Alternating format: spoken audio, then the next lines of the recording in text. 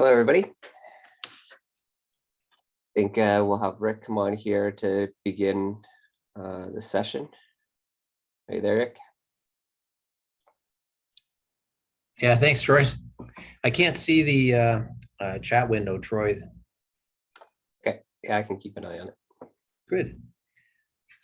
Well, welcome everybody to the Western IM Physical Records Management Whisper webinar today. Thanks for joining. Really appreciate that.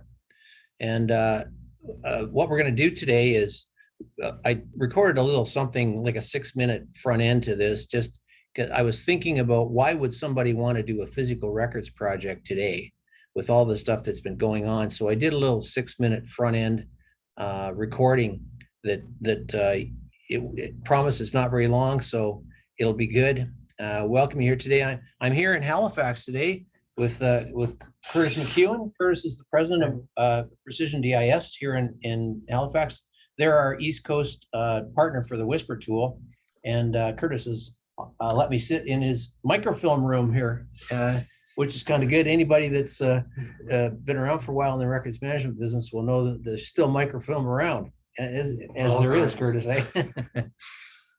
So Troy, if you want to just do that little recording for us, that'd be great. Sure. Share my screen again. I'll mute my video while we play this. Well, good afternoon, everyone. I thought before we started our Whisper presentation this afternoon on a physical records management project, we should maybe look at why now. Why would now be the time to do a physical records management project? Well, we still have paper. As we all know, there's still paper there. Where is it? It's in people's offices. It's in people's closets. It's in filing cabinets still. It's in basements. Other departmental locations, off-site storage, drawing, map drawers. It's everywhere. So we still have it. But why now? Why should we do a project like that now? Well, COVID-19 required our teams to work from home, as we all know, for the last 1.5 to 2 years. And some of the team dynamics has possibly suffered during that time.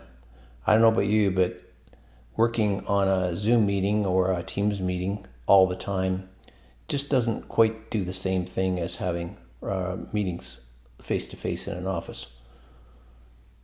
This type of hands-on of a physical records management project, and that is time insensitive, meaning you can start, stop, do smaller places, it will bring your team back together again. So working from home may be the new norm for many after COVID. And you'll need a way to have people that come and go, maybe spend 2 days in the office, come home for another 2 days, to be able to do work on an inventory project like this from a disparate location like home.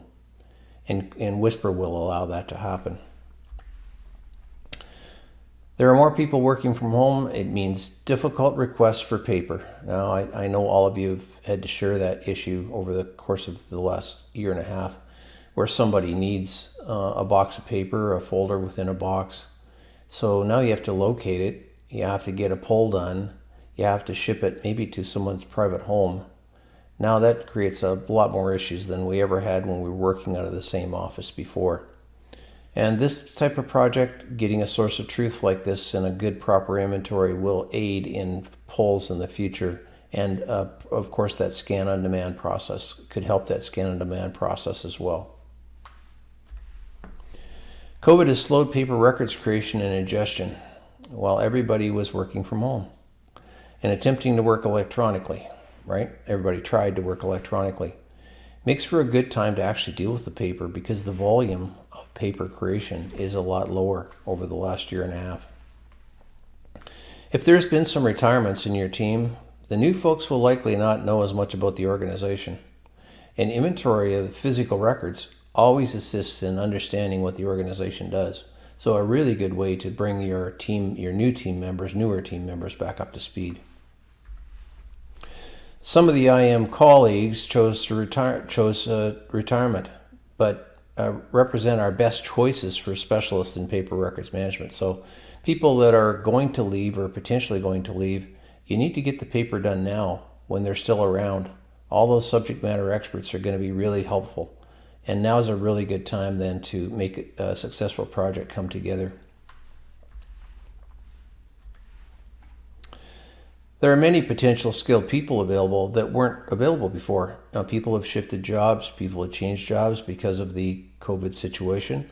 And I think you'll find, though, you can find some really quality people out there that are really looking for employment if you need some extra folks for your physical records project.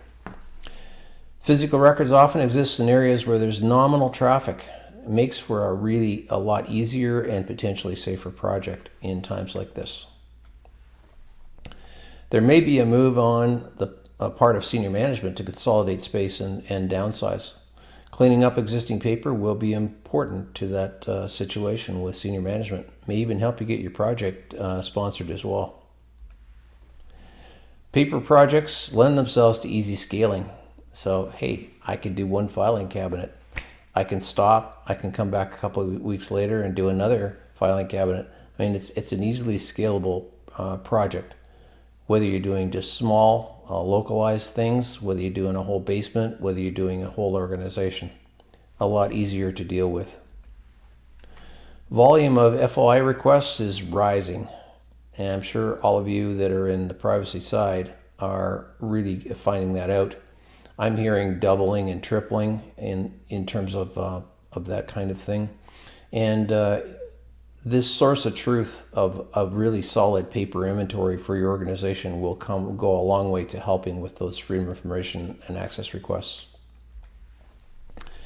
Once an inventory is completed, destruction against an approved retention schedule will save money from storage and offsite storage. That's pretty obvious. If we've got a really solid inventory, somebody's probably going to let you destroy the information.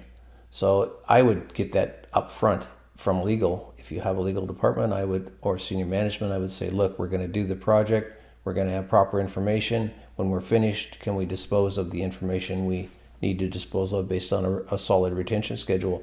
And then go ahead. And that's a really solid return on investment of being able to get rid of some of the physical information. Say again, this type of project exists in low traffic areas. Makes for a really great story, really great project, and it'll bring your team back together again. Thanks very much, and I hope you enjoy the Whisper presentation today. I'm going to really enjoy it. Always enjoy working with Troy Sawyer, who you're going to meet right away here. Thanks.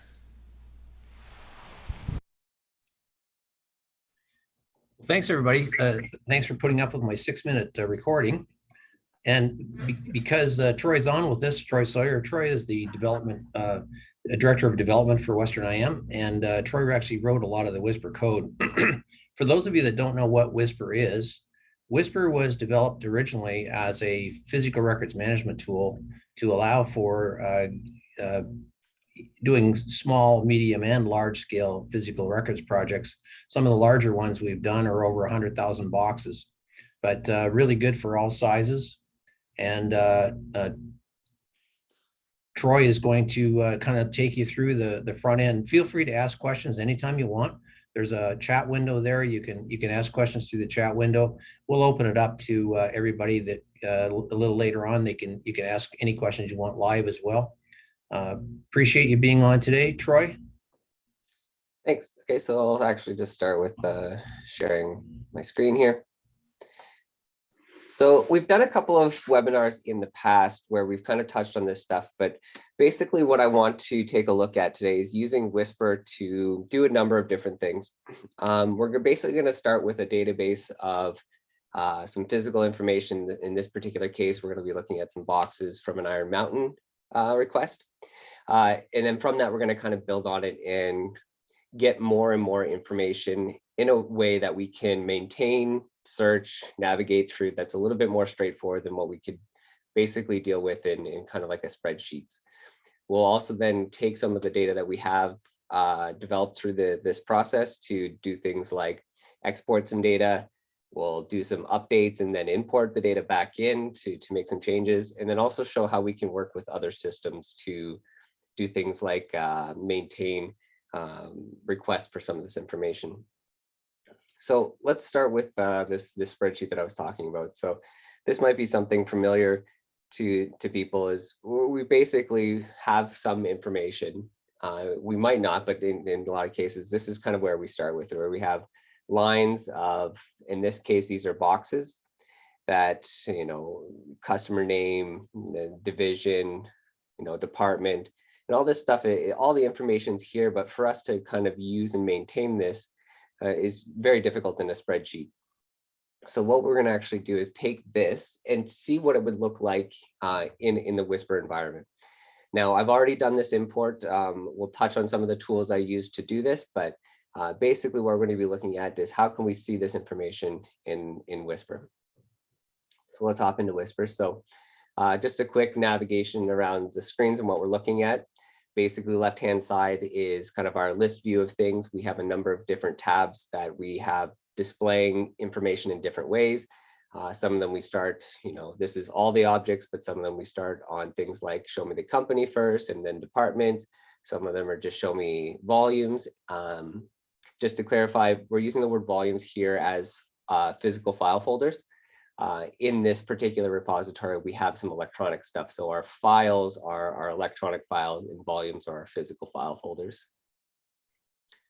So essentially what we're looking at here, I'll just kind of go back to my all objects and I'm just going to do a quick filter down to boxes. So basically what we've done is taken that spreadsheet and used our data mapping tool to import that spreadsheet of boxes. And from that, build out the metadata, everything that was kind of available in the spreadsheet. I don't think we took every column when we did this, but we took most of it. We've added some personal flags here. So this will come back to this personal flag later, kind of a PII kind of flag. Does this box contain personal information? To help us do things like permissions on who can see it, or if we're making requests for it, we can see that it does contain personal information. The other things we can see is underneath each one of these, we've actually related it to a number of different areas. So the department it was in, so this accounts payable. So from that spreadsheet, we had all these department names, but now we can start breaking it down to see all of the boxes that are under accounts payable, not just all the boxes with a column that says what it is. So I'll actually hop over to the next tab here. I've just labeled this one functional view. So basically an organization, functional view of an organization where we're going to start with company, then we're going to go down to departments, and then under the departments, we're going to see things related to that. So here we can see that that box 001 was actually accounts payable, but now we can see a list of all the accounts payable boxes underneath that particular department. Just to highlight here, let me select a different one here. I think I've got finance taxes that has, no, maybe it wasn't finance taxes, office services. So under office services here, I believe, nope, I guess not. I'll go back to accounts payable. What I have set up here is not just the boxes under accounts, but if we scroll down to after IM, no, there isn't any in there. There should be some files underneath some of these. Yeah, here we go. Under corporate finance, we have all those boxes we brought from the spreadsheets, but we also see some folders here. These are actually electronic folders that exist on our shared drive, for example. So not only are we going to get a picture of all the physical information we brought in with our data mapping tool for the boxes, we've actually got other content here that would also be able to be displayed under corporate finance right alongside our physical boxes. So physical boxes and electronic content being all in line with each other. Not to get into the details, we'll actually show a little bit more straightforward tool in importing spreadsheets, but I'll just take a quick look at this just to show you kind of what happens behind the scenes for these boxes. So this particular profile here, it's still loading. It's loading up that spreadsheet that I just showed you. Is basically all the box information. We're importing them as boxes, and we just get a visualization of which columns are going to be mapped to which metadata fields. This might take a second to load because there's quite a few boxes in there. We're still looking at a different source. But you can see, the name is coming from the title column. The request is coming from the request column. Last requested by is coming from who edited it last. This is actually on a SharePoint thing we'll come back to later. Not to get hung up in there, but that's kind of some of the tools we have in Whisper. We use that for migrations and everything as well. So that tool actually did the import of all the boxes, all the metadata for the boxes, and then also did all the relationship stuff where we related it to the accounts payable. The other thing we've actually done here as well, if we look on the right-hand side, we're looking at that one box. We can see from our spreadsheet, it actually was located in head office within that spreadsheet. So we've actually linked it to a location as well.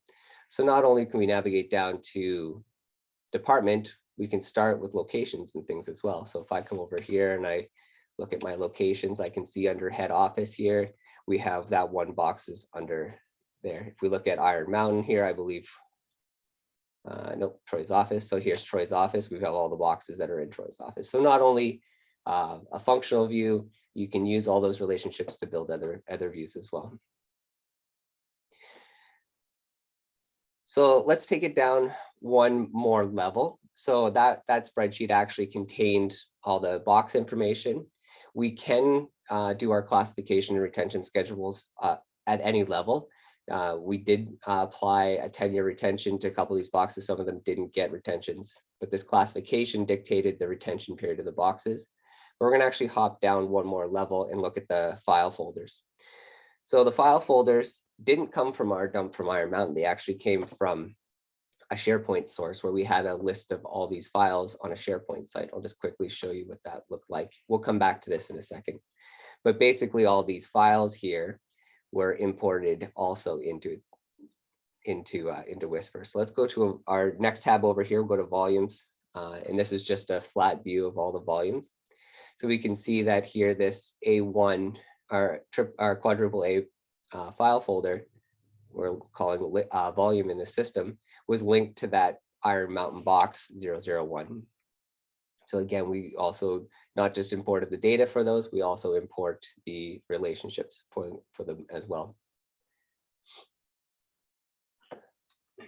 Okay, so let's move on a little bit more here. We can see that on our volumes, we've got a different form here, different set of metadata. We're using opened and closed rather than start date and end date like in the box. We've got barcodes associated with this. We can do searching on barcodes. We can do wedge scanners into Whisper as well. So if I want to do a search, say this barcode, we can see that this is the volume associated with that barcode. We'll just clear our filter again. Notes, and then the place I want to highlight here to kind of build on, now that we've got box information, we've got file information, we've put it in a organizational structure, we've given classifications, we've started getting projected dates when the retention period would come to an end. I wanted to kind of take a look at one particular line Rick said in his presentation about people making requests. How can we fulfill requests on this information? So in this particular one here, you can see we've got a request column. All of these are false and most of these are not requested here, but we can see a number of them have been requested. So I've actually created another tab of requests here that's just like the volume one, but it's filtering out all the ones that have been requested. So here you can see the 5 volumes that were actually requested. So from here, we can do things like, let's generate a report. Let's send this out to somebody to, maybe go pick those volumes, those file folders out of the boxes to send. We can do things like in our basic report here, let's add the box that it's in. Let's open and close dates, I think are the 2 on the volume. So we're going to go open. Let's do closed. Just want to show this, and let's actually, I think that's good. Yep, I think that's good. We'll go with this so we can see what boxes are in. So if I actually just want to generate a basic report for this, for somebody to go pick, we can actually just go report, generate a report. We've got some custom ones here I'll show in a second, but just to show a flat view of kind of how we can get this information out. And then this can be handed to somebody to go out into our record center or wherever those might be to actually pick them. This might also be one step removed because these boxes actually might be at Iron Mountain. So we actually have to do the Iron Mountain pull. So that's just a little bit different. So I'm actually going to take this, and what I'm going to do is, now that I've got this information and I've gone out and picked these boxes, I have more information on these, right? We just added The request has been done. I picked them. Let's actually send this information back into Whisper and say that the request has been filled. Let's change the flag on request back to false if they're not requested anymore because they have been requested. And then we're also going to maybe move them to a location. So I'm going to insert 2 columns here, and I'm going to go request. We're going to make all these false. Let's do this. Okay. So we can do this in Whisper too. So I'm just going to make all those false. I'm going to take out these columns because we don't want to update them. So let's just do this. So I want all those volumes that I've just picked to be changed back to requests complete. So let's put that on my drive here. So basically we want to give this back to Whisper and say, change all this metadata to false. I'm going to add one more column here because we require type because these are volumes. The import tool requires a type field is. So now when I give this back to Whisper, it should update all that information for me. So not the data mapping tool we saw before that was, highly technical, had metadata mappings happening and green columns and things like that. We have a basic import tool that will take a spreadsheet like we've just made and bring it back into Whisper and update that metadata directly. So I'm going to go demo box should do it. My request complete that I just did.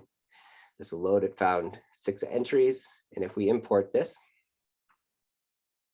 box property not found. Okay, so we didn't find the box property. So let's just remove this column because we're not changing what box it's in. We want to keep that the same. So let's just remove that. So let's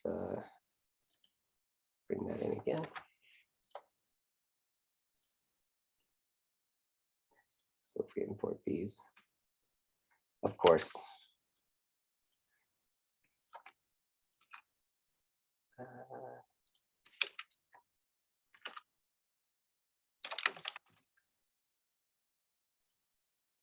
so here we found the name of the volume. So here that first one is 99 new barcode. So we've actually found that one and we're actually going to update this. Well, let's update all those. So now that I've updated all those, the screen just refreshed on me. And this tab is all the volumes that have been requested. No more have requested because we've just flagged them all as none. So now there's nothing left in this tab. My work's complete for the day. If we go back over here, we can see everything's been changed to false. So one more step up from this, I just want to kind of highlight is that we talked about earlier that we had all this information in a SharePoint site. So let's actually look at that SharePoint site. So if we go back up to the top here. So here we have all this information. Some of these should have been updated. Nope, haven't been updated, but I'm going to request this one. So on my SharePoint site, since we actually got the information from here, we can do a 2-way sync with this to have people make additional requests back into Whisper so that we can see people. Not everybody has to be a Whisper user to be able to make requests. So I'm going to go in here and I'm going to request this quadruple A box. So I'm going to flag that one as me requesting it and exit that. So what should happen now is in Whisper, I've got a 2-way sync set up that when I come back here, and I'll just kind of show you what happened here if behind the scenes, this is actually what's running. So I've got out to my SharePoint site and it's going to update all this information from the SharePoint site for me. Users will not see this. This is actually run through the sync button within the Whisper, but I just wanted to show this screen. But essentially what happens is when I click this sync button, this information got updated here. So you can see we've got a couple of requests from Whisper or from SharePoint here. New barcode test. And of course, my AAA one didn't get updated. That's fine. We'll work with these other ones here. So this one should have been requested. So what happens now is I've got that information. A user's come into here and says, I would like this physical file folder. We can see who requested it and that it's been requested. Now, basically here, now that we have that information, just like I did before when I completed the requests, when we make changes here and I click that this is no longer requested, that actually will get sent back to SharePoint here and the request flag gets turned off. So it's a 2-way sync. So this kind of system with Whisper, great for records managers in a lot of cases, But a lot of people will have that information being coming from other sources, like a SharePoint site that maybe is globally used across an organization for you to be able to make requests, generate some reports, go do those picks and get that information being put back out there for people to be able to make additional requests.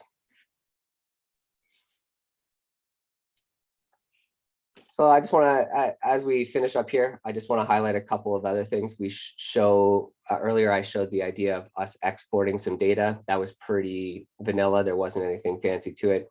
I've got a couple of reports here that we can actually check. So if I go to my boxes here, and I'm going to select that 01 here, it's actually got some volumes in it. I'm just going to show a quick sample report here. So if we run this report, we can actually use what we call form templates. Report templates to be able to put that information out into something a little bit nicer. We very much like using Excel. There's a lot of functionality in Excel we didn't want to have to recreate in our reporting things. So by having, formatting, column sums, number of lines, all that kind of stuff, we definitely Excel is the way to go. So the form templates are very straightforward in that we can just put metadata tags in these and it'll populate the information for us. So that's what a box one looks like. We can do things, I believe during the intro there, Rick talked a little bit about generating labels. So if I want to take a couple of, maybe you want to do 0-100 labels. Let's not do all those. Let's just do a couple here. I've got a report here for 4x1 labels, and we're going to print just the selected ones here. We have an offset thing. So if you have a sheet and you've already used the first 3, we can offset by 3. That way the 4th label is the one we'll start generating the report in. And we'll see what this looks like here. So here you can see, 1, 2, 3 offset, and we've started printing labels on the 4th one. So a couple of extra little features around the physical management, not just in reporting, but we can do labeling, requests, do bulk updating from our Excel spreadsheets where we have people doing picks and fulfilling requests. Last thing I'll just touch on real quick is the idea that in the physical world, which was today's kind of highlight, now when Rick was talking about how we might have to fulfill that request to somebody that's off-site at working from home, we can do things by relating actual electronic content to the physical folder. So this particular folder actually has, half or 10 dozen electronic files that are associated with that one that might be pages within it. But if we wanted to say, take one of these and send it to somebody, we can go here and actually see where that file is. We can copy it to our clipboard. We can put it right into an email. So I'll just show this here. Save that. So we can just click this button. This is a particular file that's associated with that particular folder, and that file doesn't exist anymore, so it's not putting it into an email. But that's the idea. We can use these to actually directly insert it into an email. So if somebody makes a request for this from the website, it's on here. I click on that particular file. I can see the electronic files that are associated with it, and then send those electronic files to the person making the request rather than having to do a pull. Right. Do you mind if I say something here? Yeah. Just wanted to add that what I've been finding, or what we've always found with physical records for a lot of our clients, is that they start out with umpteen different spreadsheet formats that they've done over the years. Like they might have had some spreadsheets they created to do physical inventory 15 years ago, and then 10 years ago they did some more, and 5 years ago they did some more, and the format kind of changed in the spreadsheets over time. And they had, oh yes, another old database full of information from another time, and so on and so forth. So what happens with Whisper, and what I think is really critical inside Whisper, is that you can actually take all those different formatted spreadsheets and import them all into one source of truth, including the old database applications and things like that. So it's a way of taking all of your existing information you've got now and consolidating it into a kind of a standard format, so that you have one source of truth in the organization for all that physical information. So I just wanted to say that, and Troy is so right on, because over the years we've worked with a number of different physical records applications, and what we found was the reporting systems were very cumbersome. It needed a bunch of third-party tools to make them work. They were very complex. And this way, Whisper just uses an Excel spreadsheet kind of format to make all that happen. So you have the tool on your desktop already, everybody does, and it makes it a little bit easier and way less expensive and cumbersome to try and get those reporting things done in the system. So I'll go away again, Troy. No, yeah, I think that's, I kind of just, the last little thing here I just wanted to show was a quick, how else we can get quick value from importing things like those spreadsheets is I just did a quick filter on one of my columns here for the projected dates. And I've got 3 folders here that as of today are ready to go. And again, we could use the reporting stuff to kick this out to a spreadsheet for sign off, and then go through our disposition process where maybe it's a status within Whisper we set to is destroyed. We might do an actual deletion, depending on your corporate policy on the destruction process. So yeah, I think that's all I had here to show today. I don't see any questions or anything in chat. Is there anything else you can think of, Rick, that you like to see? I don't think so, Troy. I mean, we all, you and I both know that Whisper has a lot of different functionality, not just paper for physical information, but a lot of different functionality for electronic as well. But I just wanted to highlight the physical side today, because you know what, we still have lots of paper. All of us do, and nobody kind of goes after it to get that job done, because it's such a monumentally large job to try and get done. And now I think is a really great time to bring the teams back together and try and bring together all that metadata we have on the inventory we've got now. Take the old spreadsheet information we've got from all those different times that we had.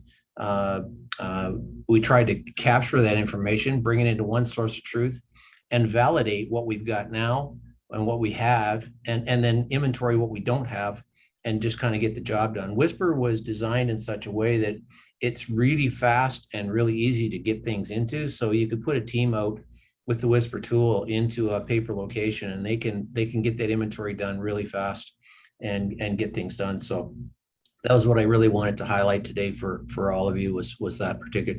And the other thing that Troy didn't say is, when we started developing Whisper in the first place, a lot of the tools that were existing in the marketplace were very expensive, related to how that was going to happen. We tried to keep Whisper as a very inexpensive tool, so you could get a justification on the application very quickly in any given location. So that's also true, that Whisper is a very inexpensive tool to use for this kind of job. That's really all I wanted to say. And I wanted to thank everybody very much for coming on the webinar today. And if there's any questions at all, Troy, was there anything in the QA? Sorry, I didn't have my QA. No. We're good? Yep. Well, some of you on there, I know I've known for a lot of years, so and I'm sorry that I didn't get a chance to do a catch up with everybody as part of the webinar, but I'd really like to do that. So please reach out to me so we can do that. And everybody have a really great day. And if there's any other questions, feel free to reach out. And Troy, was there one slide that I gave you that you might want to put up there at the end? No, I don't think I had put this one together. Okay. This was kind I just wanted to say that right now, currently in the field, Whisper is also doing shared drive cleanups. It's doing warehouse inventory of physical things like core samples and well logs and all that kind of thing. Whisper has been used to replace full record center applications, large volumes of physical information. It pretty much is that kind of one-stop shop Swiss Army knife kind of application. Although we're just highlighting the physical and paper capabilities today, it has capabilities for a lot of other electronic side of the house as well. So please feel free to get in touch with us and talk about it. Thanks again. Great. Thanks, everybody. Have a good rest of your day. Everybody have a great day. Thanks, Curtis, for letting me be in your office. Anytime. Yeah. Bye now.